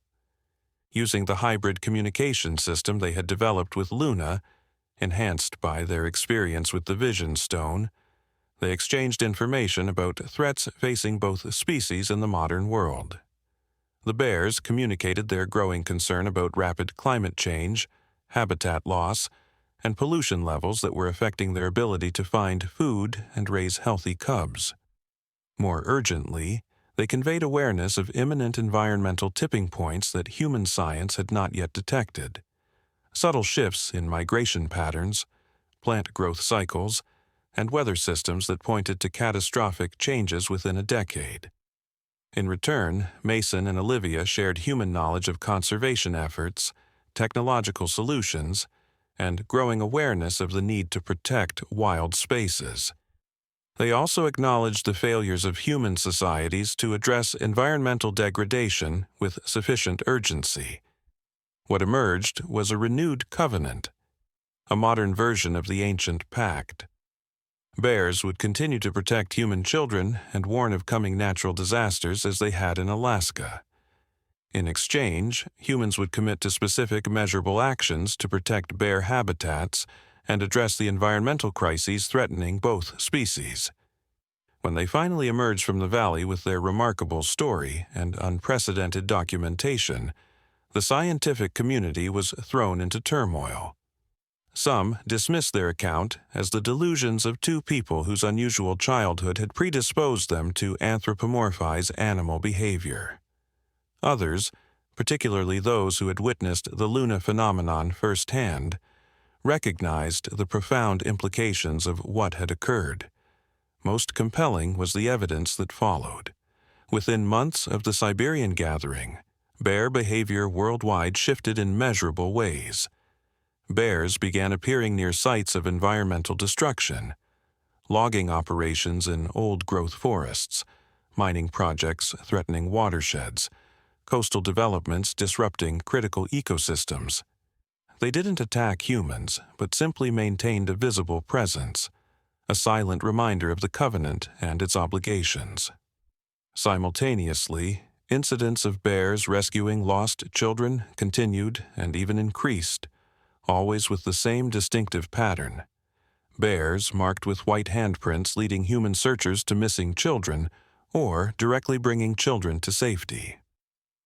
At a landmark United Nations conference 6 months after the Siberian event, Mason and Olivia presented what became known as the Bear Covenant, a proposed framework for environmental protection based on their experiences with the Bear Council. To the surprise of many, indigenous representatives from every continent rose to support their proposal, sharing their own cultural traditions of ancient agreements between humans and bears. "We stand at a crossroads in human history," Mason told the assembled world leaders. "We can continue to separate ourselves from the natural world, or we can remember that we are part of it, that our fates are intertwined with those of even the wildest creatures." Olivia, ever the artist, had created a series of massive paintings depicting the Siberian gathering and the ancient covenant. As delegates moved through the exhibition, many reported profound emotional responses. A sense of recognition, as if accessing deeply buried memories of a time when humans and wildlife were not adversaries but allies. The Bear Covenant Initiative, as it came to be known, catalyzed environmental protection efforts worldwide. Strict protections were established for remaining bear habitats. Corridors connecting fragmented populations were created. Research into bear cognition and communication received unprecedented funding. More remarkably, the renewed relationship between bears and humans began to extend to other species. Reports emerged of wolves guiding lost hikers to safety in North American national parks. In Africa, elephants were documented leading villagers to hidden water sources during drought. Marine biologists recorded dolphins protecting swimmers from sharks in unprecedented numbers. It was as if the renewal of one ancient covenant had awakened others, reminding both humans and wildlife of relationships that had existed long before modern civilization. Relationships based not on dominance but on mutual benefit and respect. 5 years after the Siberian gathering, Mason and Olivia returned to the original sanctuary where Luna had first raised them. Now a worldwide center for interspecies communication research, it had expanded to include habitats for multiple species and cutting-edge facilities for studying animal cognition and behavior. They walked together through the autumn forest, their pace slower now, but their connection to this place undiminished by time. At Luna's gravesite, now marked by a simple stone bearing a handprint, they paused to reflect. "Do you ever wonder if we imagined it all?" Olivia asked. "If we created this story to make sense of what happened to us?" Mason considered this. "Sometimes," he admitted. "But then I remember how it felt in that valley, with the bears gathered around us." "That wasn't imagination, Olivia, that was remembering." As they continued their walk, they were accompanied by a young black bear, one of Luna's descendants, identified by genetic testing years earlier. The bear moved easily alongside them, occasionally investigating interesting scents but always returning to their side, a living embodiment of the covenant they had helped renew. At the edge of a clearing, they stopped, sensing a change in the air. From the trees ahead emerged an unexpected visitor, a woman in her mid-30s with distinctive facial features that marked her as a member of the Evenki people they had met in Siberia. "Greetings, Bear Blessed," she said in perfect English, bowing slightly. "I am Anya, keeper of the Awakening Place. I bring news from the council." Though they had not seen her at the Siberian gathering, neither Mason nor Olivia felt surprise at her appearance or knowledge. The covenant worked in ways that transcended ordinary understanding. "What news?" Mason asked. Anya smiled. "The great bears are satisfied with the progress, but say there is more to be done. They have sent messengers to other species, the wolves, the eagles, the whales. Ancient agreements are being remembered across the world." "And what do they ask of us now?" Olivia inquired. "They ask that you begin the next phase," Anya replied, "the teaching of the children." She gestured behind her, and from the trees emerged a group of young people ranging in age from about 6 to 16. A dozen children of diverse ethnicities, all watching Mason and Olivia with expressions of wonder and recognition. "These are the new Bear Blessed," Anya explained. "Children who have been touched by bears across the world. Some rescued from danger, others chosen for reasons only the bears understand. They dream of this place. They dream of you. They need teachers to help them understand what they carry within them." Mason and Olivia exchanged a look, feeling the weight of this new responsibility, but also a profound sense of rightness.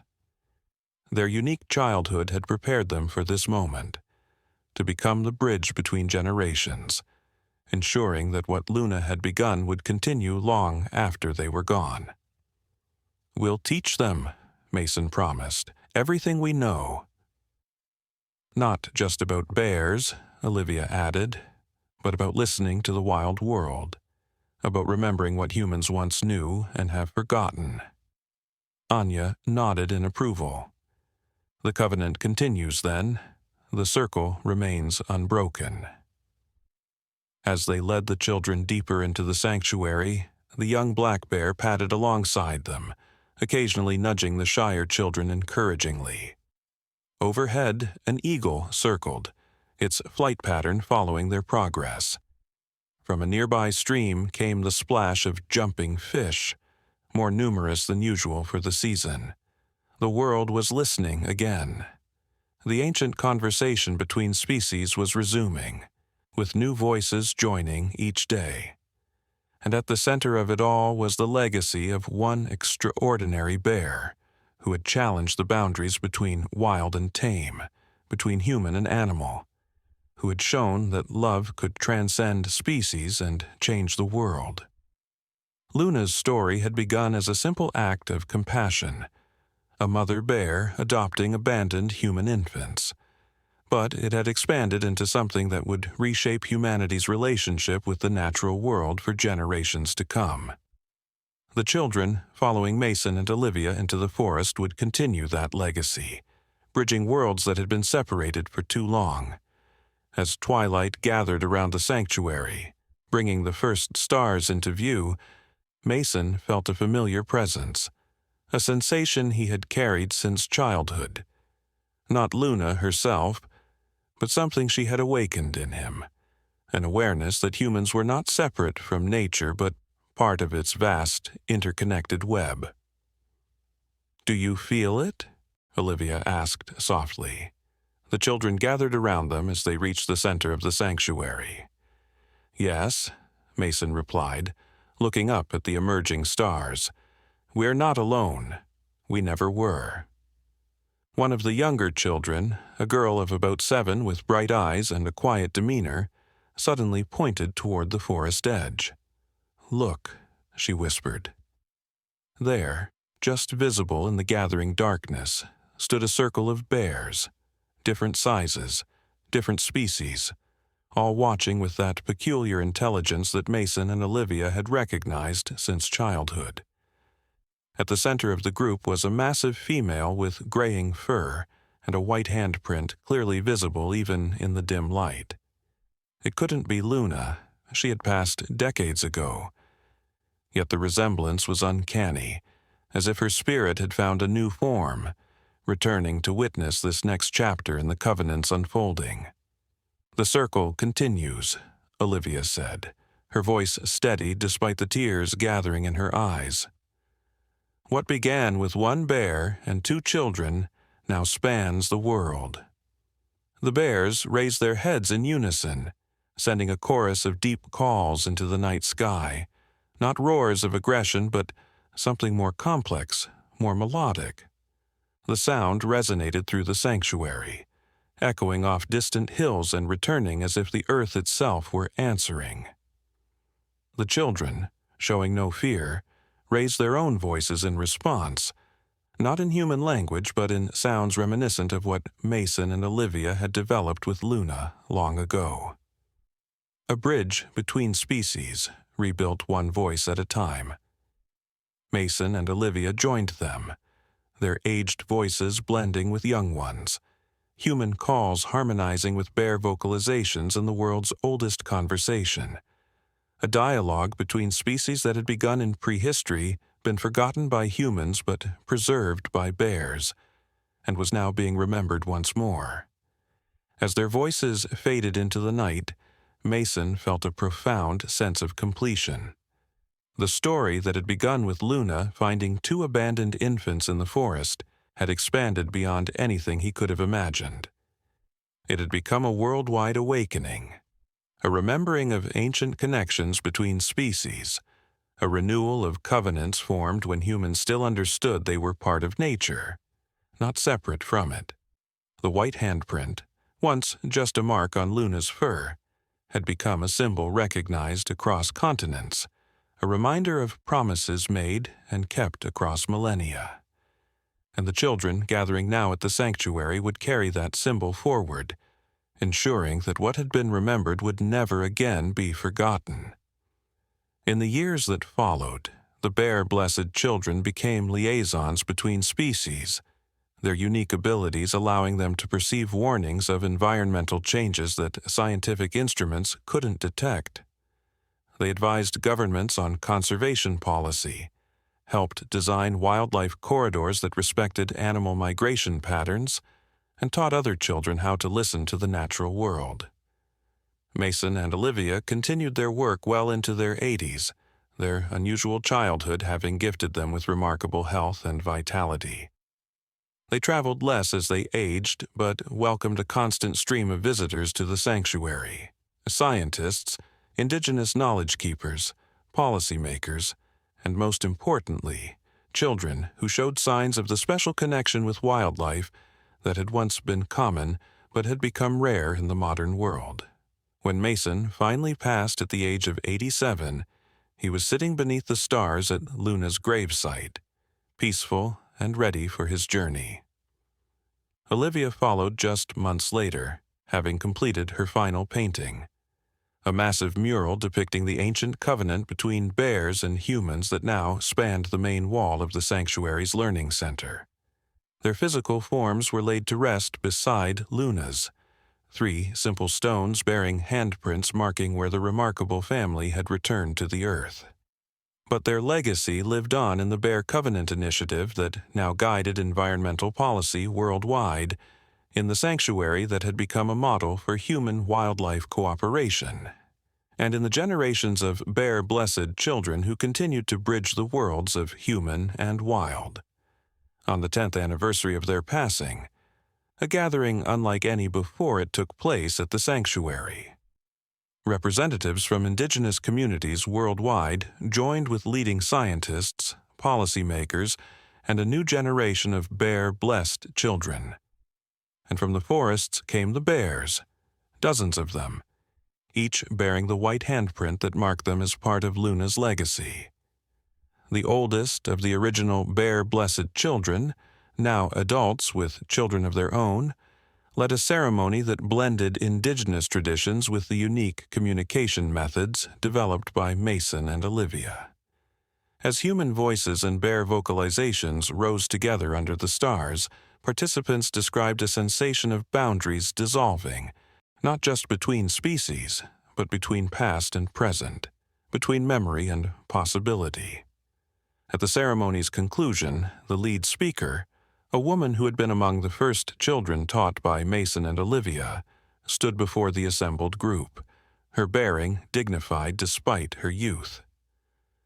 "The story began with abandonment," she said, her voice carrying across the hushed gathering. 2 human children left alone in the wilderness, seemingly forgotten by their own kind. But Luna showed us that being forgotten is not the same as being lost. She remembered what humans had forgotten, that we are all connected, all part of the same great family of living beings. She gestured to the bears watching from the edge of the clearing, their posture attentive but relaxed, comfortable in this rare gathering of species. Luna's legacy is not just a story about 2 children raised by a bear. It is a reminder of what we all once knew, that the boundaries between human and wild are not walls but bridges, that ancient covenants still hold when we choose to honor them, and that sometimes the greatest wisdom comes not from human civilization but from the wild heart of a mother bear who chose to love children not her own. As she spoke the final words, the bears rose as one and called into the night, a sound of affirmation, of continuation, of promise kept.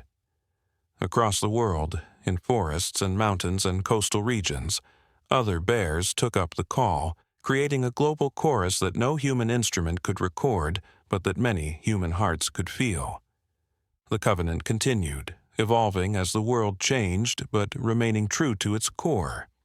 Humans and bears, once ancient allies, remembered their connection and found their way back to each other.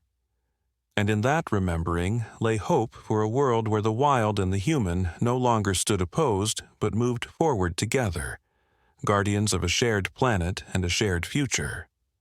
Luna's paw prints had left their mark not just on the forest floor, or on the lives of 2 abandoned children, but on the very course of history itself. In centuries to come, when new generations looked back at the turning point that had altered humanity's relationship with the natural world, they would trace it back to the moment when one mother bear had looked at two human infants and, instead of seeing prey or threat, had seen children in need of love. Sometimes the greatest revolutions begin not with manifestos or battles, but with simple acts of compassion that transcend all boundaries, even those between species. Luna's revolution had been just that, a quiet insistence that love knows no species, that family is found in the heart rather than in blood, and that in protecting each other, humans and wildlife could find a way forward together. As the sanctuary thrived into its 100th year, the lessons of Luna's story had crystallized into universal truths that guided not just the bear-blessed, but humanity as a whole. First, that true family is formed not by blood, but by love and choice. Luna chose to love children who were not her own, creating bonds that defied nature's expected boundaries. In doing so, she showed that the capacity to care transcends species, language, and difference. Second, that wisdom often comes from unexpected sources. A mother bear had remembered what humans had forgotten, that we are not separate from the natural world but integral parts of it, that ancient covenants of mutual protection and respect had once guided our relationship with all living things. Third, that healing begins with connection. The wounded world had begun to mend not through technology alone, but through the reopening of ancient conversations between species, through listening to the wild voices that had been speaking all along, if only we had ears to hear. Fourth, that courage often looks like tenderness. Luna's greatest bravery was not in fighting or hunting, but in the gentle way she nuzzled lost children, in how she carried them to safety, in the patient teaching of survival. True strength, her story taught, lies in protecting the vulnerable, not dominating them. And finally, that transformation begins with a single act. One bear had saved two children, and in that seemingly small moment, set in motion changes that would eventually reshape humanity's relationship with the entire natural world. On the centennial anniversary of Luna finding Mason and Olivia in the forest, a gathering unlike any before took place. Not just at the original sanctuary, but simultaneously at hundreds of locations worldwide. Places where bears had protected children, where ancient covenants had been renewed, where the boundaries between human and wild had softened into mutual respect. At the center of the original sanctuary, now expanded into a vast, protected wilderness with research facilities at its edges, stood a remarkable monument. Not built by human hands, but shaped by nature itself. The massive fallen oak that had once sheltered Luna and her human cubs had, over decades, been transformed by careful bear claw markings and gentle human guidance into a living sculpture. Its weathered surface bore thousands of handprints, both human and bear paw, layered over each other in a tactile record of the covenant's renewal. Around this natural monument gathered representatives of every generation of bear blessed, from the eldest grandchildren of Mason and Olivia to the youngest infants born with the distinctive birthmark that had emerged in recent decades, a pale patch of skin in the shape of a bear paw, marking children born with innate sensitivity to the natural world. As twilight deepened into night, they conducted the remembrance, a ceremony that had evolved over decades, combining elements from indigenous traditions worldwide with the unique communication methods developed through generations of human-bear interaction. The eldest, bear blessed, a woman of 90 whose grandmother had been among the children rescued during the forest fire, stood before the gathered community. Her voice, still strong despite her years, carried across the hushed gathering. We stand here 100 years after Luna found two abandoned children in this forest, she began. 100 years since a mother bear looked at human infants and saw not aliens or enemies, but children who needed love. In that moment, something ancient was remembered, not just by Luna, but through her, by all of us. She gestured to the international gathering, their faces illuminated by soft lantern light. "Look how far that memory has carried us. From 2 children and 1 bear to a worldwide covenant. From abandonment to belonging, from separation to connection." Behind her, bears emerged from the forest, dozens of them, moving with quiet dignity to form a semicircle at the edge of the clearing. No fences separated them from the humans. No tranquilizer guns stood ready. The bears settled onto their haunches, attentive participants in the ceremony that honored their role in the great remembering. "The world is not healed," the elder continued, acknowledging the ongoing environmental challenges faced by all species. "But it is healing. And that healing began when we remembered that the line between human and wild is not a barrier, but a meeting place, a sacred territory where ancient promises are kept and renewed." From the assembled group, a child stepped forward, a girl of about 7 with bright, knowing eyes. In her hands, she carried a small container of white clay mixed with tree resin, the same materials Mason and Olivia had used decades ago to mark Luna's fur with their handprints.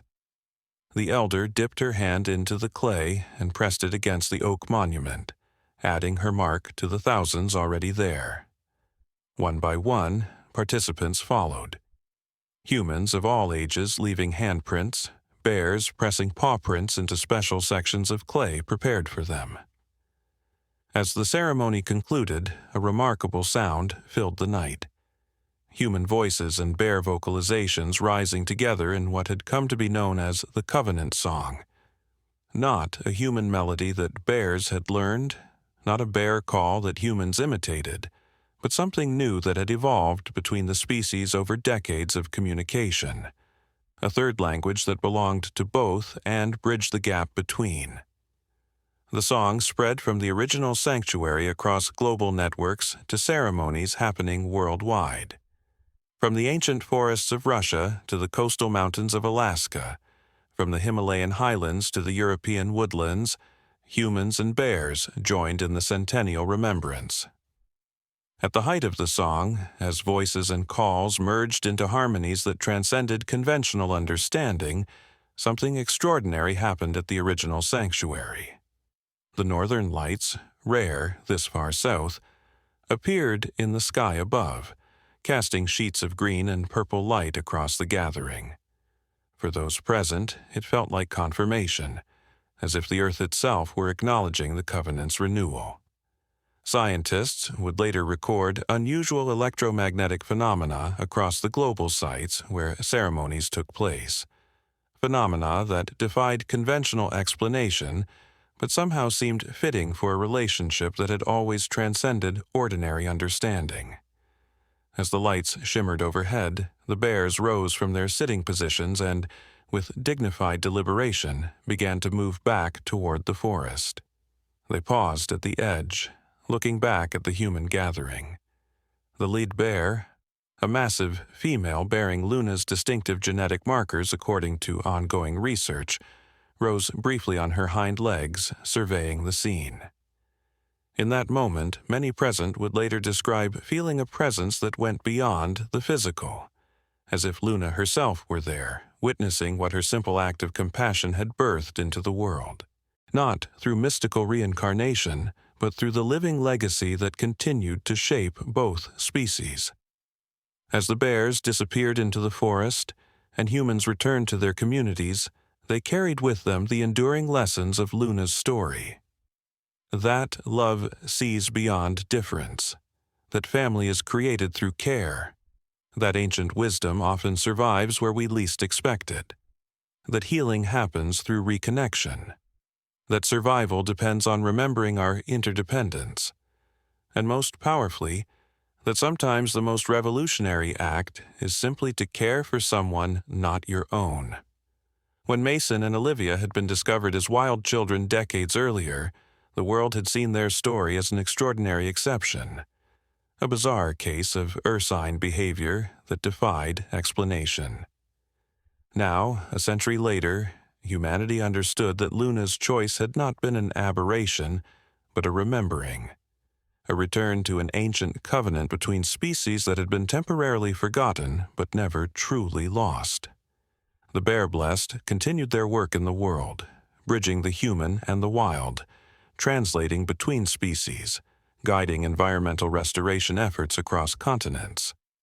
The white handprint remained their symbol, visible now not just on bear fur but on buildings dedicated to conservation, on international agreements protecting wilderness, on educational materials, teaching children about their connection to the natural world. Luna's simple act of compassion, choosing to love children who were not her own, had ultimately reminded humanity of what it meant to be truly human. Not separate from nature, but part of it. Not masters of the earth, but participants in its great web of relationship. In the soft darkness of the forest that night, as the ceremony concluded and people prepared to depart, a young bear-blessed child tugged at the elder's sleeve. "Is Luna really gone?" she asked, her eyes wide with wonder. "Or is she still here somehow?" The elder smiled, kneeling to meet the child's gaze. "When love changes the world," she answered, "it never truly leaves.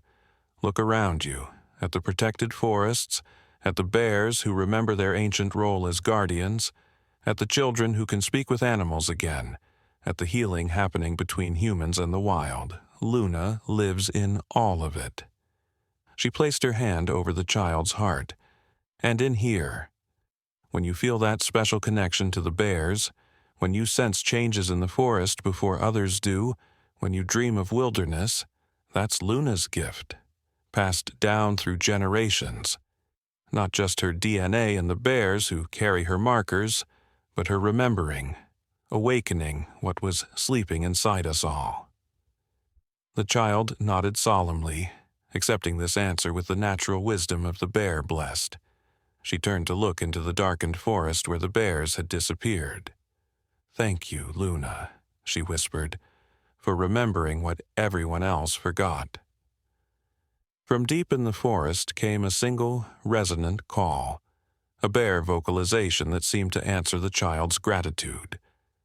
Not Luna herself, of course, but perhaps one of her descendants, carrying forward the ancient conversation between species that had been renewed through her love. As humans departed the sanctuary and bears continued their lives in the forest, the boundary between them remained, different species with different needs and natures. But it was no longer a line of separation and fear. Instead, it had become a meeting place of mutual respect and ancient kinship remembered, a living testament to the power of love to transcend every boundary, even those between human and wild. And in this remembering lay hope, not just for bears and humans, but for a world where difference need not mean division, where ancient wisdom could guide modern challenges, and where the circle of compassion could widen to embrace all living things. Luna's legacy lived on, in protected wildlands, in bears that watched over human children, in humans who respected bear territories, in the bear, blessed who bridged worlds, and in the renewed covenant between species that had begun with one simple, revolutionary act of love. In the end, her story taught the most profound lesson of all, that in a world that often emphasizes difference and separation, the most transformative power comes from recognizing kinship and choosing connection. One bear had remembered this truth and, in doing so, helped an entire species remember it too, changing the course of history with nothing more than the wisdom to see beyond boundaries and the courage to love across them.